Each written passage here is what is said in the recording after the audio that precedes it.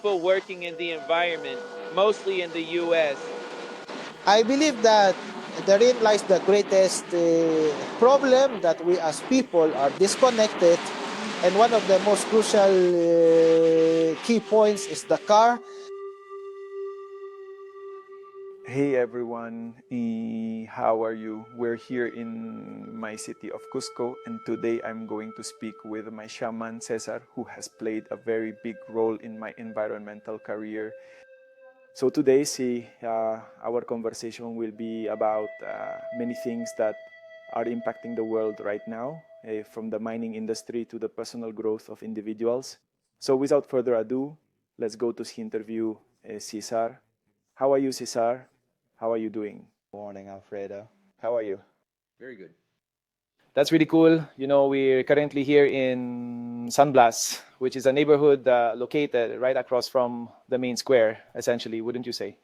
Yes, it's one of the neighborhoods, the traditional ones of Cusco, one of the oldest, that we have here in the city. What do you know about San Blas? Tell me a little, because I don't know that much, to be honest.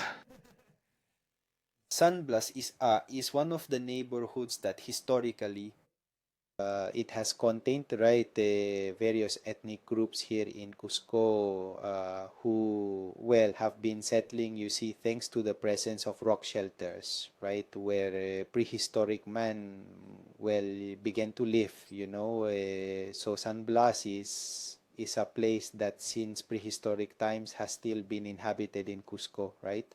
And currently it is already one of the most traditional neighborhoods that it has, with, I believe, Cusco's most beautiful architectural expression, because it still preserves its colonial influence, Yeah, cool. Yes, it's also close to Sacsayhuaman, the Temple of the Moon. So it's close to everything, right? You can even get to the river by...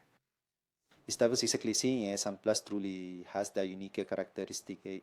You see, it's a strategic enclave within Cusco, and that's also precisely why it was part of the city's own development, because it still forms a part of ancient Cusco even now, right?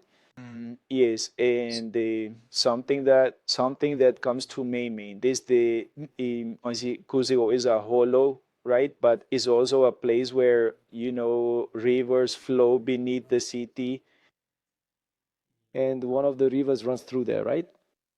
Yes, and that's quite an interesting point, isn't it? Because Cusco, in its very earliest origins, long before the time of the Incas, Cusco was practically just a place filled with many rocky massifs, and it was completely surrounded by two major rivers, wasn't it?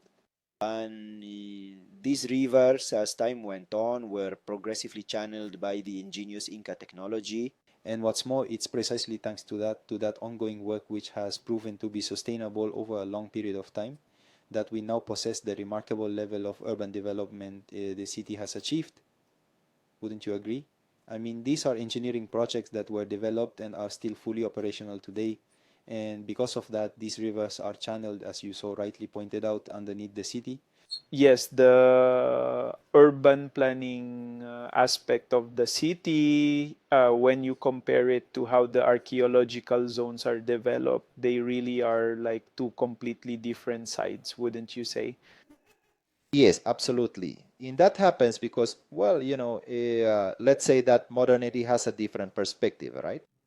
And that perspective often leads to not considering the reasons why, in this case, the Incas decided to create their own urban layout, and how modernity doesn't necessarily align with that. That's why in Cusco we have one city built right on top of another city, you see. Yes, I find that to be very interesting. All aspects of I don't know, when I reflect and think, when I visited, for example, Choquequirao, they have like the entire design of the citadel is based on how they are going to move the water, or a large part of it, right? Instead, I believe that nowadays in modern cities, when you visit such large cities, they first do whatever they want and then they figure out how to bring in the water or other necessary resources. It's quite a spectacle, honestly. Yes. Yes. Well, that happens a lot precisely because of the concept modernity gives us, because of immediacy, right? Well, suddenly building a house becomes a priority over planning how the water will reach the house I'm constructing, right? The water arrives later. Well, at least in the Peruvian reality, we generally face that problem, don't we? A lot of territorial expansion leads to neighborhoods and everything being built, but they lack basic services. Of course. But for the Incas, they would first plan the resource that gives us life, in this case water, which had to be the priority, so they could, based on that, plan the city. Two types of thinking that start in different places, right? Yes. Yes, yes. And another word that's just popped into my head right now, which might be, well, a little bit related to that too, is the word huasa. What is it, or what? Tell me a little about what it means and what exactly a huasa is. Let's see. Well, I'd say the most precise way to define a huaca is to relate it to a sacred place or a sacred context. The term huaca in that sense is a little bit broad, but when, let's say, we look at it from a practical perspective, it starts to take on precisely that meaning. Huaca is for us a sacred place. The sacred place can be represented by a rocky massif, which the rocky massif allows, around itself, that nature, for example, the little plants that might be there, Yes. in their context, they can obtain minerals, for example, from the rock that is, in this case, considered a huaca, right? So to put it in context and truly grasp this, the Huasa is that sacred space which, since very ancient times, the Andean people have understood as a place that allows, as an energetic core, the ability to precisely emanate and harness this energy for, well, let's say, their own personal benefit, you see.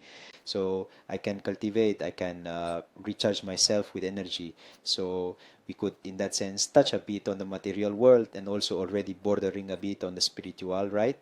Yes, yes, there are many places, aren't there? There are many places that are sacred sites, and what I think part of the history also is that several of those places have crosses on top of the huacas now, right? In several parts of Cusco. Exactly. That's precisely why, because when, this clash also comes along with the people coming from Europe, they bring their own religious customs and beliefs. And when they observe and study the people, the indigenous inhabitants, the natives of this region, they realize that what was sacred to them were these rocky promontories, especially in the case of Cusco, right? Yes. And one way to make the change from one belief to another is precisely, to place the crosses, in this case, to plant crosses on top of the huacas, right?